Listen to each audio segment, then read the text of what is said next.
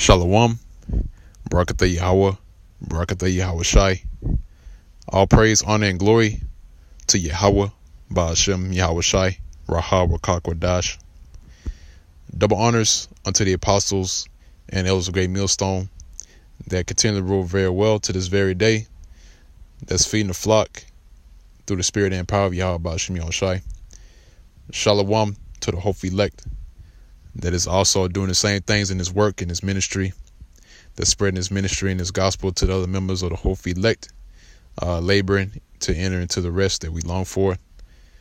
And to the hopeful elect, I say shalom. Now, the topic of this video is going to be entitled "The Mentality of Kings," and that's really something that's really very important to this ministry, you know, and to the sincere Achaeans of the hopeful elect, because we're coming to the time where the Lord Yahweh Ba'ashem Yahweh Shai is about to raise us up to be the next rulers of the planet Earth. And the one key fact, and also is truth, 100% truth, is that in order to rule over the entire planet Earth, you have to have wisdom. All right, there's no ifs, ands, and buts about it. You know, there's no shortcuts or, you know, nothing that you can do in order to disprove the fact that it takes the wisdom, and not just any wisdom, not the wisdom of the world, not the wisdom of Esau, the so-called white man, with the true biblical nationality of the so-called white man. None of those things can bring in the true rulership, which is to come, because the wisdom of Yahweh Ba'ashem Yahweh Shai is the only way to rule the entire planet Earth, because our Lord has specifically constructed or made this earth the way it is, and he has given his people,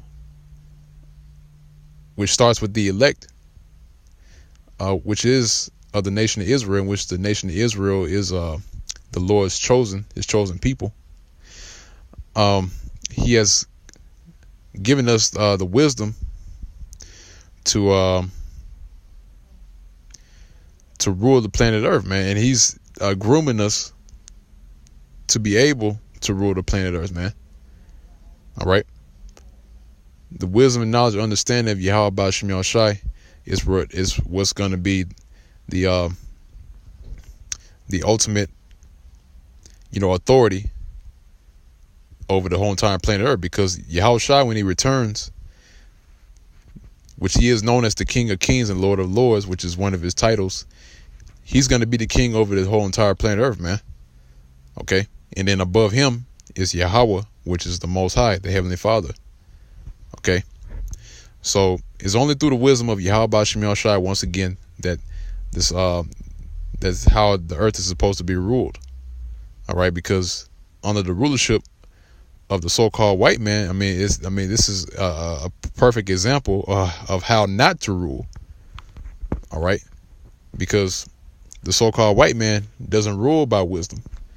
All right, he rules by his own wickedness, his lust, what he wants done, and is not according to how the Lord wants this place to be ruled, because this world was meant to be maintained a certain way to where the earth can continually yield its fruit towards men. All right, the people that live here on the planet Earth. All right, and in order to do that, you have to follow what the Lord has laid down in the law, statutes, and commandments that he given to us in order to do that.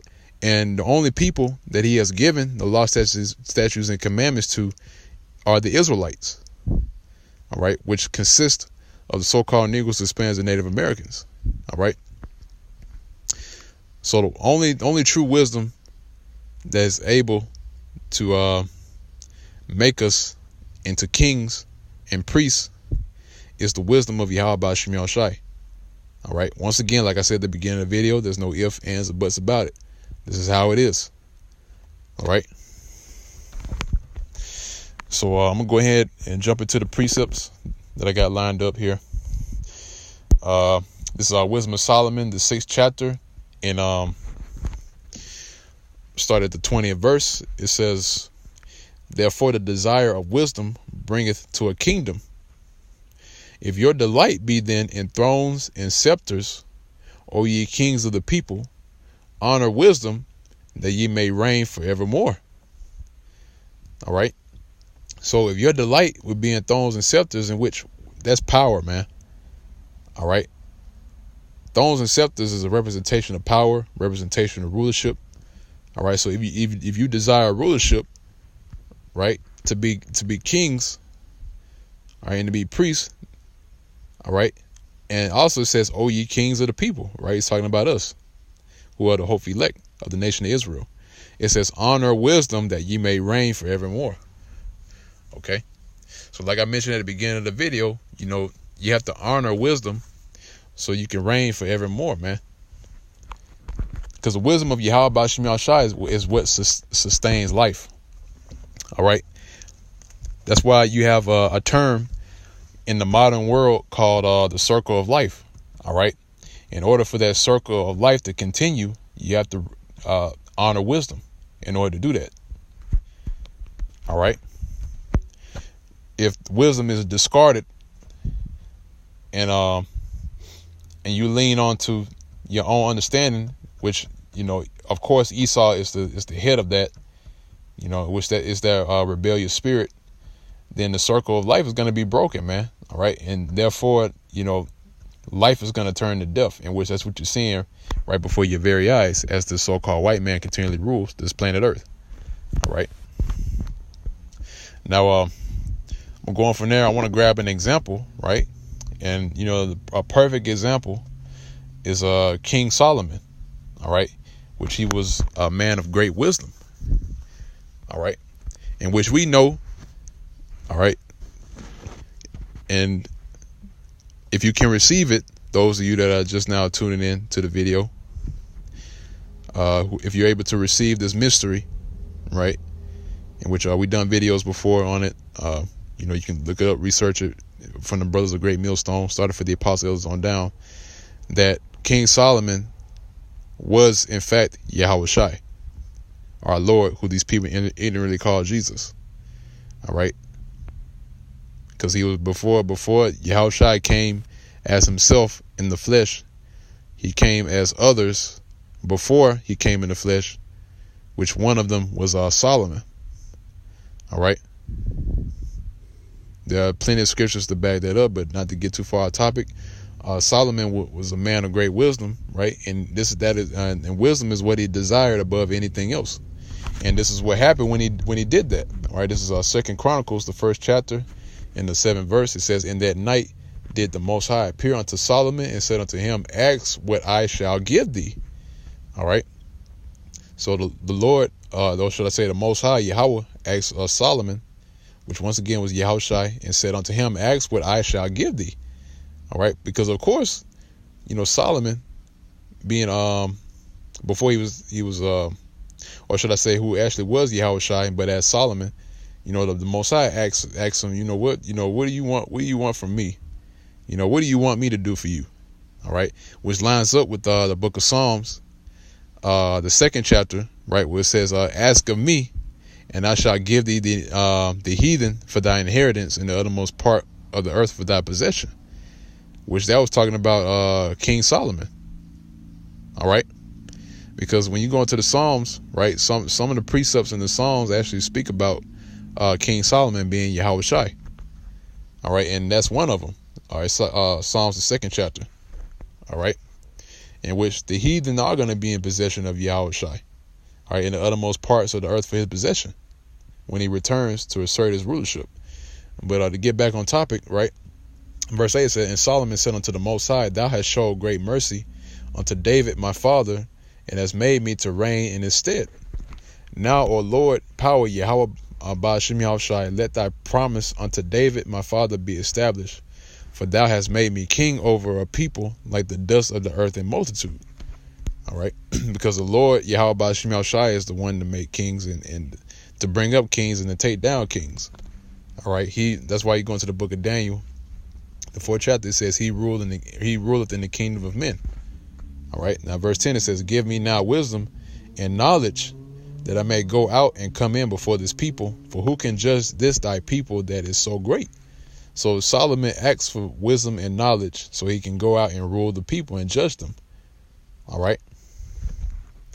Now, verse 11, this is what the Most High said to Solomon, right?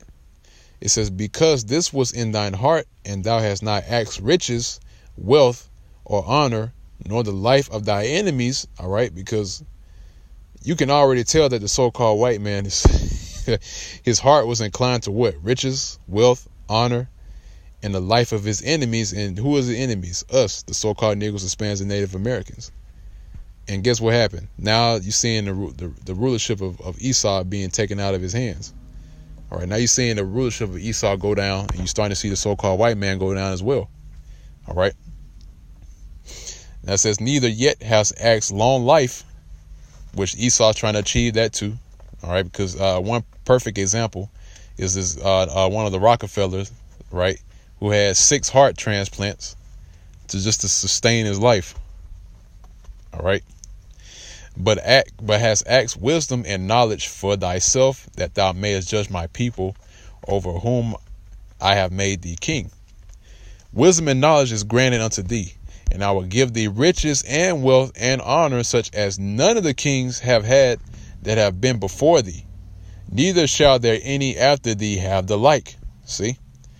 Because during the time of King Solomon, which his name is in the Hebrew is Shalom, which means peace.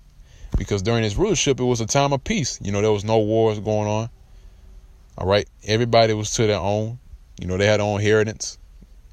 And Solomon was residing over them as kings, man. All right. Or it's like as he was residing over them as a king. All right. So therefore, the Lord gave him riches and wealth and honor. Because because wisdom upheld wisdom and knowledge above everything else.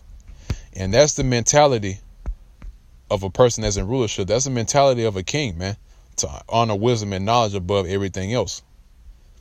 All right. And like I said before, not just any wisdom and knowledge or understanding of, you know, what they tell nowadays, the wisdom and knowledge or understanding of Yahweh Ba'ashem Yahushai. That's what a king must desire. All right. Now I'm gonna grab another precept. This is Ecclesiastes, the 10th chapter, and let's see, it's like here. Yeah, that's it. This is Ecclesiastes, the 10th chapter, and the 16th verse. And I want to grab this quick point. It says, "Woe to thee, O land, when thy king is a child. All right, and thy princes eat in the morning." All right. And that's what you see, man. You see a child that's in rulership right now, because Esau is nothing but a crybaby, man. And it's a known fact, because Esau, the way that he rules his earth is the way of him crying towards the Lord, man, saying, you know, basically crying that he doesn't have the promise given to him and the blessing given to him. All right. Because whenever, you know, these Edomites, you know, these Joey Six Packs ever make little comments here and there, you know, calling us, you know, niggers and wetbacks and, you know, this and that and the third. Really, that's really them that's crying, man. I remember a comment that was left on the channel, right? One of my videos.